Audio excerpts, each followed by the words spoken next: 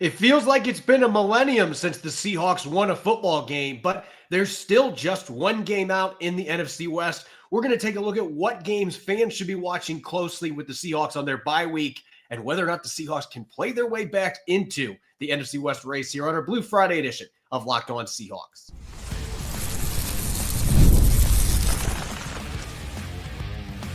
You are Locked On Seahawks, your daily Seattle Seahawks podcast. Part of the Locked On Podcast Network, your team every day. Greetings, 12. This is Corbin Smith, host of the Locked On Seahawks podcast, your daily Seahawks podcast, part of the Locked On Podcast Network, your team every day. Glad to be joined here on Blue Friday. He's back after a 1-week hiatus. My co-host, Nick Lee.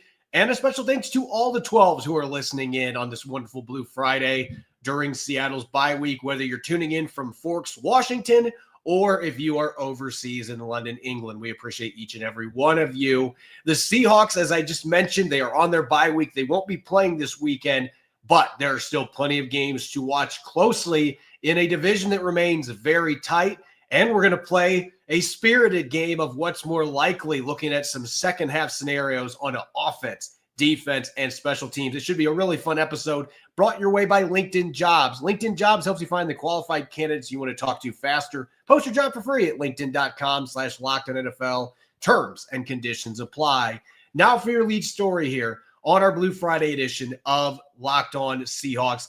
Nick, I know it doesn't feel like it based on the football that we have had to watch or we've had to endure the last 6 weeks, but the Seahawks are still just one game out of the NFC West as they try to figure things out during their bye week. I guess that's the one benefit of having that 3-0 start and racing out to a lead in the division, that the rest of the teams have not been able to create much separation against them, even though they have been in a swoon for the last 5 or 6 weeks. Nonetheless, as you and I were talking about before the show, it's kind of hard to look at the standings and feel like they're accurate. Like there's got to be something wrong. Where's the recount here with these standings in the NFC West? But the Seahawks are still very much in this race with their bye week going on this week. Yeah, if you want to keep the election theme, it looks like there's maybe 15% of the votes counted in the NFC West. There's lots to be played out still. First of all, the Cardinals and the Seahawks both still have to play 4 more NFC West matchups, and the Rams and Seahawks at 3, Rams and 49ers at 3 more. Cardinals still need to play the Seahawks twice.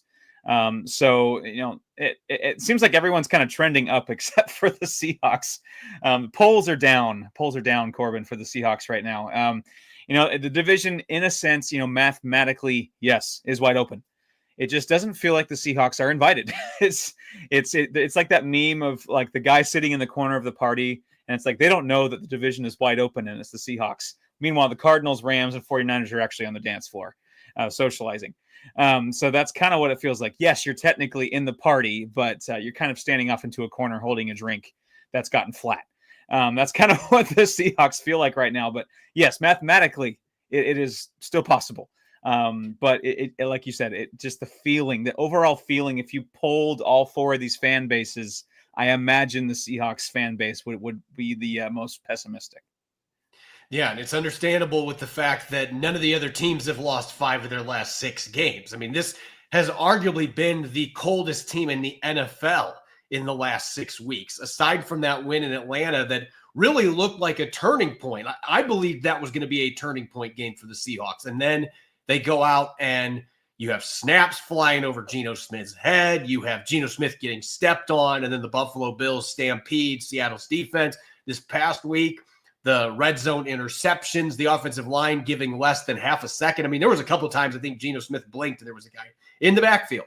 And all these issues just continue to crop up for the Seahawks. And through it all, again, you look at these standings, the Seahawks right now have a 5% chance, according to ESPN, to win the NFC West. So they clearly are the opposite of the favorite here. They have the lowest odds to win the division. They have started really slow, not just against NFC West competition, but NFC competition. And that is where I think things get a little bit more murky when you look from a full season perspective. Yes, the Seahawks have 4 games left against the NFC West. They've got a ton of games against the NFC left. There's room to crawl out of this hole if they can find a way to start playing some better football. But Nick, what really hurts when you look at this breakdown in the division, Arizona is 2-0 in the NFC West. They're 3-3 against NFC teams. The 49ers, they're 2-3, not a great record against NFC teams, but at least they've got the win over the Seahawks.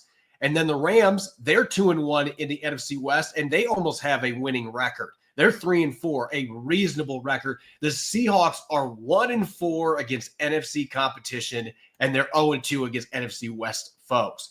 So clearly, one team is not like the others here. Even though Seattle is only a game out in the division, there's a lot of games left to play. They really have dug themselves a considerable hole here, especially if you're looking at tiebreakers late in the season. This isn't just for wild cards like we've seen the last 2 years, where one time the Seahawks benefited and then last year they didn't benefit, ended up not making the playoffs. That can also play into the division title in a division race this tight. If the Seahawks get to the end of the season, they have the same record as the Rams or the 49ers, and they lost both their games to those teams, or they went 1-1 and had a worse record against NFC foes, the other team gets to go to the dance and they don't. So that is what really adds some pessimism to this, even though I do think there are reasons to think that Seattle can still play back into this. They have certainly put themselves behind the 8 ball here in the first 9 weeks of the season. Yeah, unfortunately, I wrote an article earlier in the year about how is it fool's gold, their 3-0 start. They pretty much preyed on 3 hapless AFC teams. And unfortunately, it's looked like it's come true because, they're doing themselves absolutely no favors in any sort of tiebreaker situation, NFC wildcard or division, like you mentioned. And what I love about I'm a big college football guy. Gun to my head, if I had to pick one, college football is my favorite. But what I love about pro sports in general, but especially in the NFL, we're going to find out. We don't have to rely on polls or some stupid committee or rankings or anything. This is going to be decided on the football field with so much of this divisional football left to play. It seems like a good chunk of the meaty part of the NFC West schedule is still yet to come, and we're gonna be figured out. I mean, you see the Seahawks. It's the NFL. That they can beat the Cardinals, and if at 49ers out of the bye is pretty rough. But if in my opinion, if they can split that and playing the Cardinals that next week, if you can split those two, you keep yourself above water. You go 0-2 out of the bye with those 2 losses. That's pretty rough. So this is a crucial time for a bye week and also a crucial couple weeks coming up.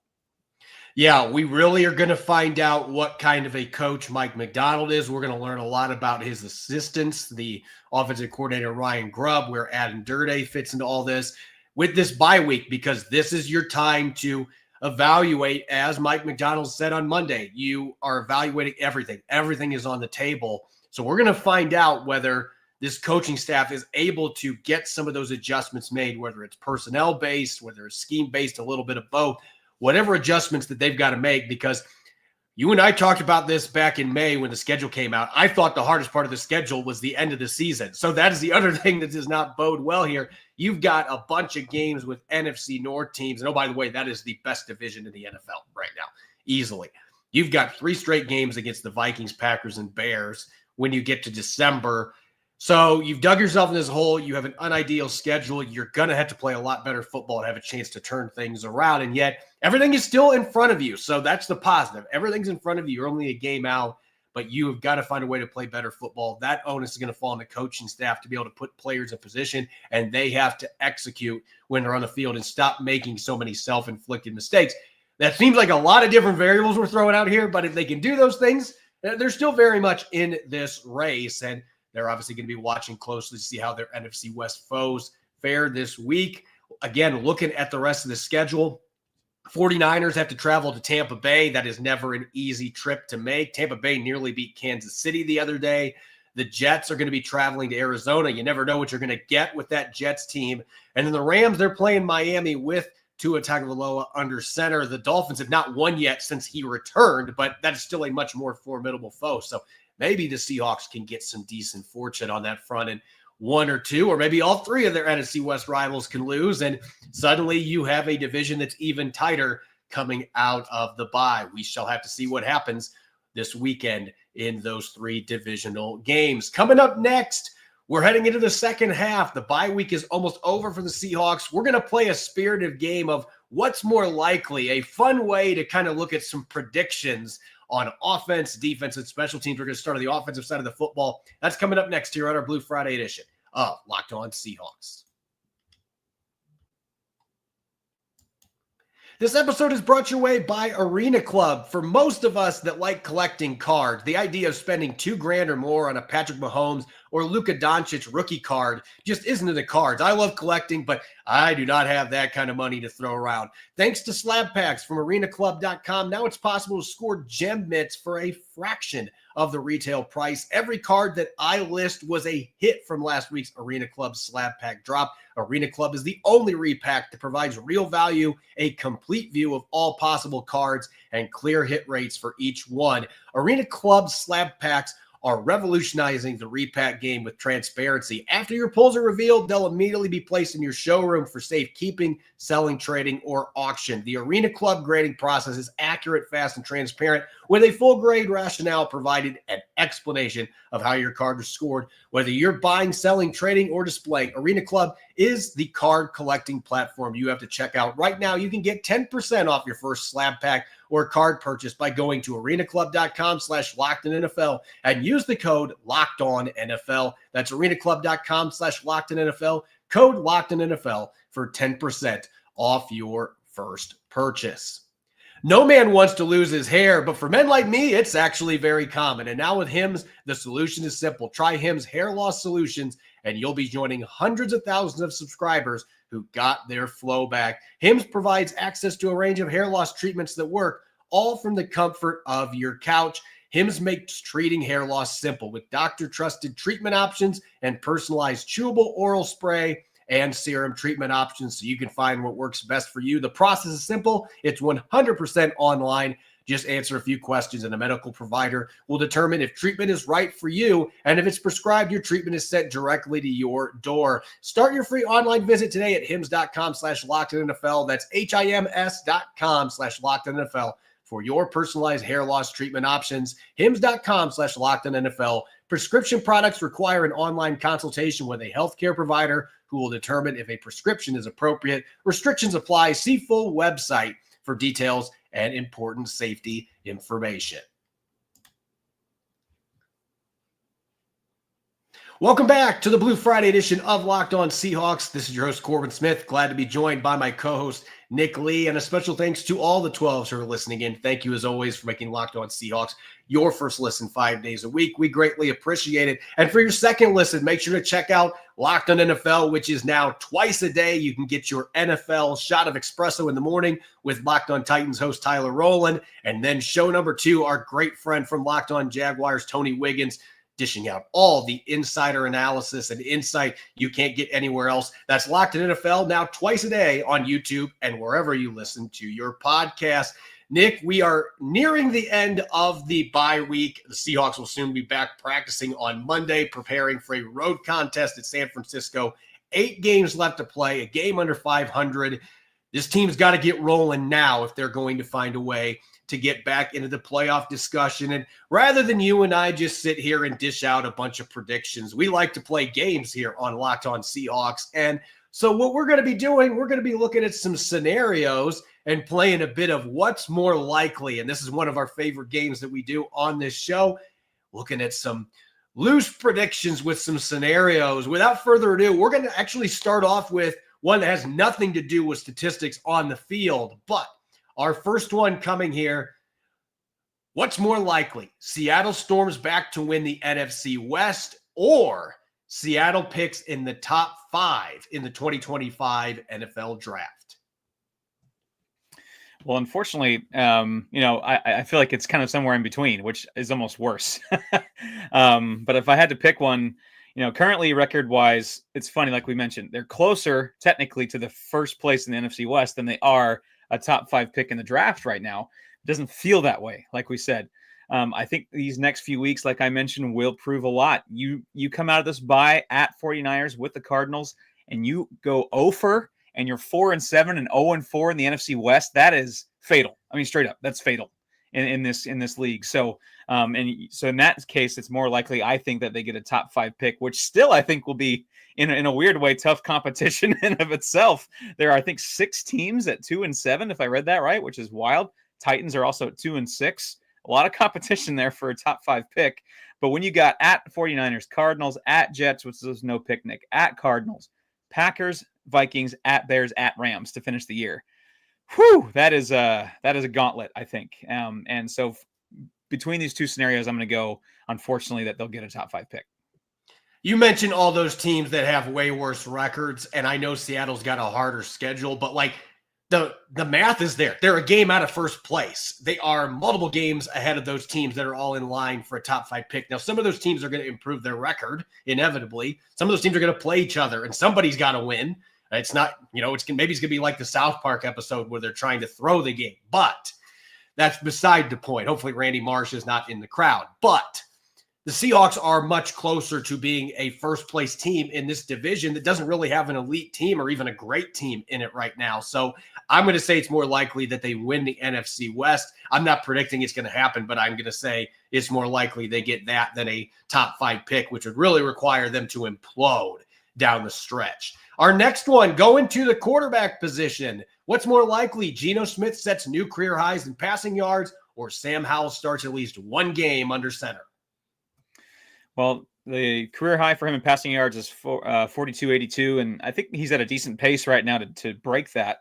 Honestly, I don't think there's a way Sam Howell starts a game unless Geno gets hurt. I know I can hear the pitchforks sharpening already, but I don't think Geno's going to get benched. I'm sorry, I don't think so.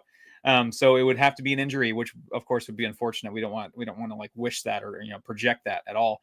I also don't really feel like passing yards indicate some sort of MVP untouchable quarterback, because I kind of feel it's a bit like pitcher wins and losses in baseball, where they don't quite tell the whole story. Sounds like, sometimes it's because you're trailing a lot and you got to just air it out. And we've seen some, not calling Geno mediocre, but like we've seen some more mediocre quarterbacks have just gaudy passing yards because their team stinks. And so but as far as strictly the statistics, I am going to say it's more likely Geno does set a new career high in passing yards. He's on pace for it. He's put up some pretty big passing yards numbers. I know that's not exactly what everyone is looking for, but between these two, I see that one happening more. Yeah, this one doesn't even feel close to me because, look, we can argue about this with fans, with listeners, with experts, all we want. Geno Smith is not the problem in Seattle right now. I'm sorry. He's not. He's leading the league in passing yards. This team is going to – I don't think they're magically going to start running the ball really well. Like, this is going to be a team that's going to have to throw the ball to win games. So Geno Smith is going to get a lot of opportunities. Part of me was thinking maybe go Sam Howell here just because that offensive line leaves Geno Smith exposed, but I'm going to lean towards Geno Smith getting that passing yard career high this year for the Seahawks. Next one here. What's more likely? DK Metcalf breaks his own single season yards record even after missing 2 games, or Noah Fant catches not 1 but 2 touchdowns? Well, I'm automatically going to go with DK Metcalf because Noah Fant has not caught a single touchdown since Christmas Eve 2022. I had zero. Aged 15 years since he caught a touchdown. For real. I have 2 kids, and I had 0 kids in school in Christmas Eve 2022. I'm about to have 2 kids in school coming up soon. So that's just how long it's been. And so just for the sheer fact that, yeah, like you mentioned, the Seahawks are probably going to have to air it out quite a lot coming up, just with no run game to speak of, offensive line in shambles. So just from a sheer, circumstance, which could lead to both of these things happening, I guess, but with the inexplicable Dunkin' Donuts all over the board for touchdowns for Noah Fant the last 2 seasons now, obviously I'm going to go automatically with Metcalf here. Yeah, I'm going with Metcalf on this one too. I think it would be tough sledding because there's only going to be 8 games left, but assuming that he comes back healthy, he's a little under 600 receiving yards right now. So he did that in 7 games. If he's able to do that again, a little more than that in the last 8 games, then he can get to his record, which is just a little over 1,300 receiving yards. Noah Fant, look, I'm hoping that me saying it's not going to happen means that he'll finally score a couple touchdowns, but look, I'm done picking him for pick to click. Like, it's not happening again. And he, oh, by the way, has a groin injury, and the Seahawks worked out 4 tight ends there this week. So he might not play for a few weeks. Santa has come twice. since no offense, caught a touchdown. I think it's a good chance Santa's going to be here a third time and there's not going to be a touchdown. So I'm gonna go with DK Metcalf on this one. Oh, this next one's going to be fun or sad or maybe both. What's more likely? Ken Walker III erupts to hit 1,000 rushing yards, or Anthony Bradford finishes with 12 or less penalties? Oh, Corbin. Adjust my hat for this one. So Ken Walker needs to average about 76 yards per game, I think is what the math adds up to reach 1,000 in the final 8 games of the year. He's only done that 3 times all season. He's only exceeded 76 yards 3 times all year. Meanwhile, Anthony Bradford currently leads all interior linemen in penalties in the entire NFL with 9 or 8, depending on which one you're looking at. I saw Pro Football Focus had 9 and Pro Football Reference had 8. I'm not sure where the discrepancy is there. It's 9. I checked the NFL penalties website. Okay, there we go. 9. So it's 9, and so he needs 3 more. So basically, it's one really more game. It's basically a question of, will Anthony Bradford get benched before the end of the year? Because that is the only way he does not reach 12 penalties. I hate to say, I'm sure he's a nice guy. This is nothing personal. It has been a disaster. He's been a disaster at right guard. And it doesn't really feel like Christian Haynes is really pushing him at the heels. At least that's the coach speak I'm kind of reading into. So he sounds like he's there to stay, at least partially. Unfortunately, I'm going to go with Anthony Bradford getting 3 more penalties than Ken Walker averaging 76 yards a game. I'm going to go with Ken Walker, and it's only because I do not look. I know that the signs are not pointing this, but at some point, Mike McDonald, Ryan Grubb got to be like, look, I know Christian Haynes maybe isn't as strong, but like, there's way more that goes into playing offensive line than just strength. Let's see what the rookie can do. I don't think that this is going to last much longer. That is just my opinion. That's my sense around the team. I think that Christian Haynes is going to be playing some significant snaps in the near future. They tried to give Anthony Bradford the full-time job, and we saw what happened on Sunday against the Rams. So I think Ken Walker has a better chance of being active and playing and getting to that number. And if he has a better right guard in front of him, there's a better chance to get it. It's kind of one of those domino effects. So that's how I'm going. Real quick, let's get a special teams one in here. What's more likely? Jarek Reed leads the team in special teams tackles, or Laviska Shenault returns another kickoff for a touchdown? This was a spicy one. I like it. So currently, Brady Russell leads the team with 8, I think is what I saw. And Jarek Reed's only played 2 games and has 3. So that's a good rate. I'd say that's at 16.5 tackle pace if he plays, the final 11 games. So that would probably definitely lead the team. Meanwhile, kick returns, there's only been 3 kick return touchdowns all season around the league, which is stunning with this new rule. So I don't really see that happening again. Just odds wise, I'm going to go with Jarek Reed.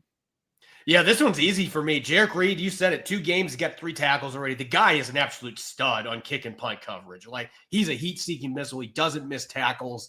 Just really fun to watch. He's excited to be back in the field.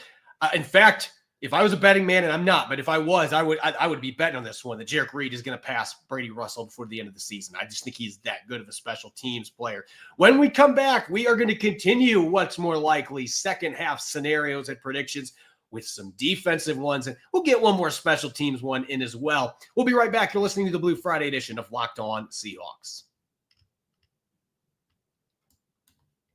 This episode of Locked On Seahawks is brought to you by LinkedIn Jobs. LinkedIn Jobs has the tools to help find the right professionals for your team faster and for free. As a site manager on SI, LinkedIn Jobs is my go-to to post writing positions to land top candidates. They've made the process easy and seamless. And LinkedIn isn't just another job board. LinkedIn has a vast network of more than 1 billion professionals, which makes it the best place to hire. Hiring is so easy, in fact, that 86% of small businesses get a qualified candidate within 24 hours, just in one day. LinkedIn knows that small businesses are wearing so many hats, and they might not have the time or resources to hire, so LinkedIn is constantly finding ways to make the process easier. They even launched a feature that helps you write job descriptions, making the process even quicker. LinkedIn Jobs helps you find the qualified candidates you want to talk to faster. Post your job for free at linkedin.com/LockedOnNFL. That's linkedin.com/LockedOnNFL to post your job for free. Terms and conditions apply. Get ready to tackle the NFL action here at midseason with FanDuel, America's #1 sportsbook. Right now, new customers get $5 if they get 150 in bonus bets if they win. The FanDuel Sportsbook app gives you everything you need to place live bets in the NFL all in one place. So when you get a hunch in the middle of the game, you can check out the latest stats, view live play-by-play, and so much more on the same page where you place your bets. You can bet on everything from Christian McCaffrey scoring a rushing touchdown in his return to action for the 49ers in Tampa Bay, or Cooper Kupp being the first to get a 30-plus yard reception as the Rams battle with the Dolphins. Just visit FanDuel.com to join today. You'll get started with $150 in bonus bets if you win your first $5 bet. That's FanDuel.com. Never waste a hunch and make every moment more with FanDuel, an official sportsbook partner of the NFL.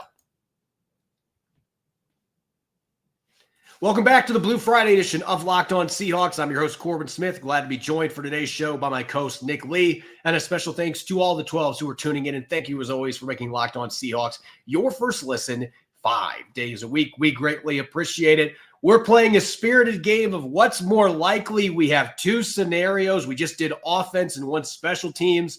2 scenarios, and we're going to discuss in the second half which one we think is more likely to happen for the Seattle Seahawks. So, Nick, let's go to the defensive side of the football here.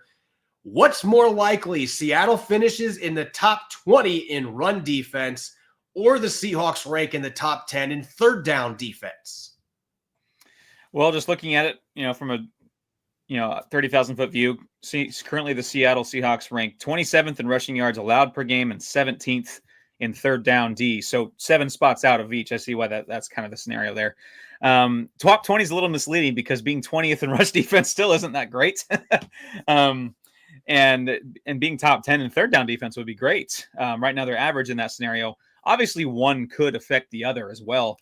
I don't know how you fix that run defense overnight, which stinks because it feels like the Seahawks do have the personnel that you'd think they could remedy that. But right now it's bad. And even with the defense being healthy, it's been tough. So obviously one will affect the other. I could see neither scenario working out. I think that's probably the odds-on favorite is neither. But I will say the Seahawks, it's easier for them to be accidentally 20th in rushing defense than they are top 10 in third down defense. Yeah, I would agree with you, except I look at the remaining schedule. You're going to have to play Christian McCaffrey in a couple weeks, assuming that he's healthy and doesn't have a setback before then. You're going to have to deal with Christian McCaffrey. Arizona is a really good running football team with Kyler Murray and James Conner.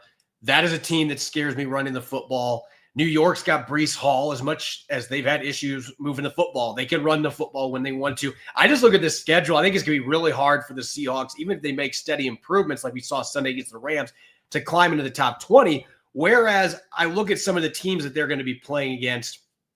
Arizona has been solid in third downs, but New York is one of the worst third down teams in the NFL. The Chicago Bears have struggled on third down. Shane Waldron, that seems to be a chronic thing for his offenses, as we learned when he was in Seattle. So I actually think there's a better chance they get in the top 10. I know that it's 7 spots up, and that can be tough when you're looking at the top 10 in the league, but I actually think they have a better chance to get there than the run defense, just looking at the opponents that they have. What's more likely with second half scenarios? Devin Witherspoon posts 2 interceptions and 2 sacks in the last 8 games, or Derek Hall and Boye Mafe both reach double-digit sacks.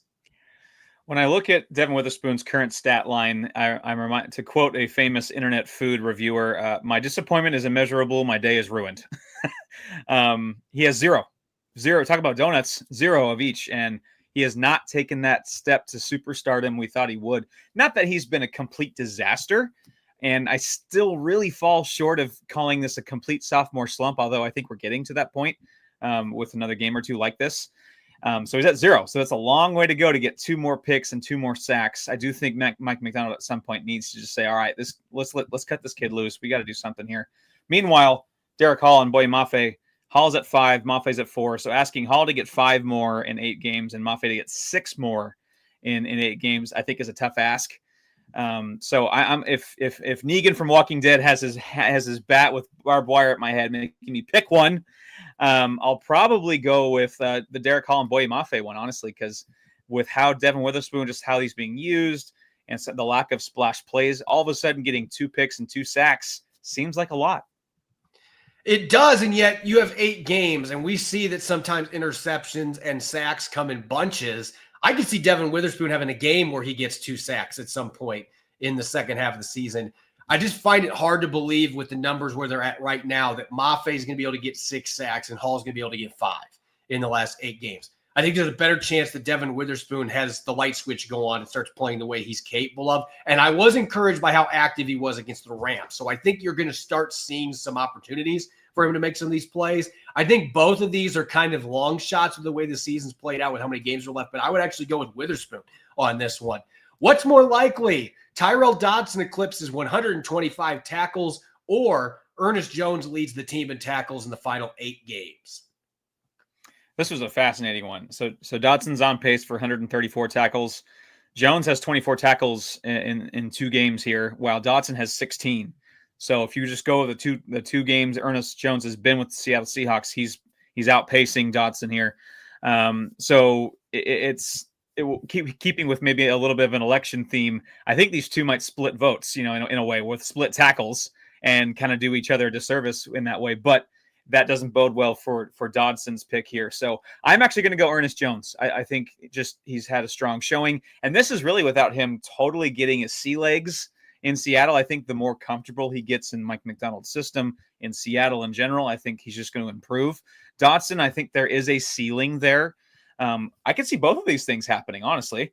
In fact, I'd say that's fairly likely. I think that, which is nice and optimistic, especially maybe not so optimistic because all of a sudden, like we mentioned, the teams coming up are going to run the crap out of the ball. And that probably will lead to hopefully some tackles from the linebackers, and hopefully it's not dripping to the safeties.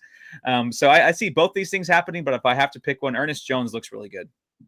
Yeah, this is one of those rare scenarios where it feels like both definitely could happen.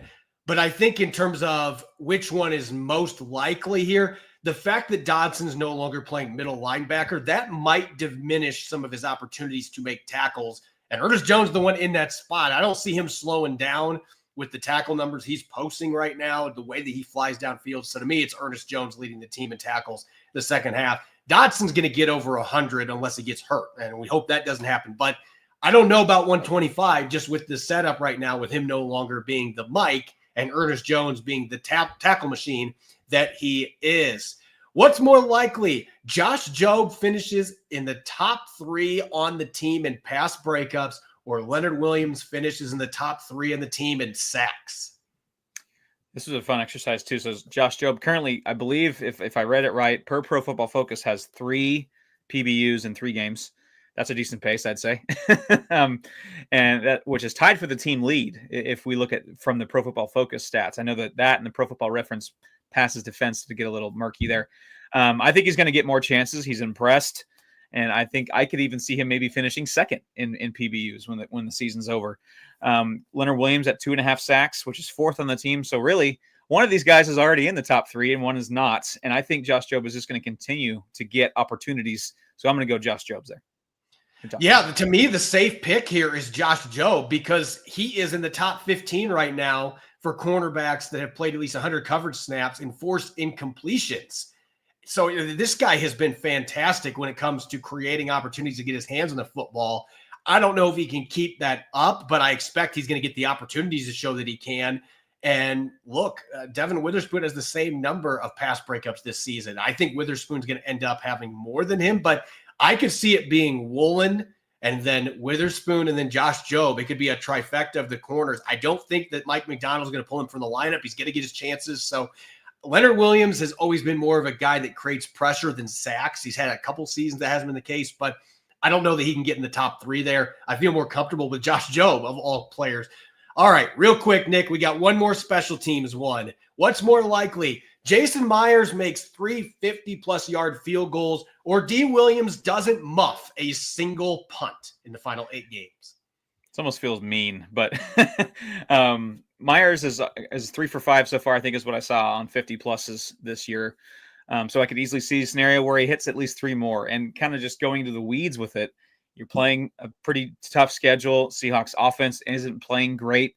You could see them trying to desperately get a few long field goals to get some points on the board. So I think that's actually fairly likely. I'd like to think both of these are fairly likely. Williams does have, I think, 2 muffs right now credited to him or charged to him. And so, having, 3. So it's rough. I'm probably going to go Jason Myers out of necessity. We'll get at least 3 50-plussers. Unfortunately, I sure hope that Williams doesn't have another single muff, but that's asking him to be perfect when he hasn't been. So I'll go with Jason Myers here. Yeah, I'm going to go with D. Williams on this one. And like you said, I hate it. Sounds like I'm being mean, but if you count the 49ers one that should have counted, that hit his hand, that the refs somehow did not overturn, he's had 3 muffed punts in the first 9 games. So the odds that he's going to have at least 1 in the last 8 games, now that's assuming he's on the roster. I mean, Josh Jobe has got to be put on the roster somehow. D. Williams could be the one that ends up getting sent packing off the roster. We don't know what's going to happen on that front, but assuming that he sticks around because they remain confident in him as a punt returner, I don't have confidence that he's going to go 8 games without having a muff. And that's just unfortunately the way that things have gone. So I think both these can definitely happen, unfortunately, in the one, but I would go with D. Williams muffing probably is more likely of the 2 in the second half. As always, you can follow me on X and Threads at Corbin Smith NFL. You can follow Nick at Nick Lee 51. Make sure to subscribe to Locked On Seahawks on YouTube and wherever you get your podcast to make sure you don't miss a single episode. Coming up on Monday, obviously we don't have a post-game show this week. I'll be teaming back up with Rob Rang, and the 2 of us are going to start taking a deep dive into the 49ers heading into the rematch at Levi Stadium, and we'll be tackling your mailbag questions as well. Enjoy your weekend. Enjoy not stressing out about the Seahawks playing this weekend. Go Hawks.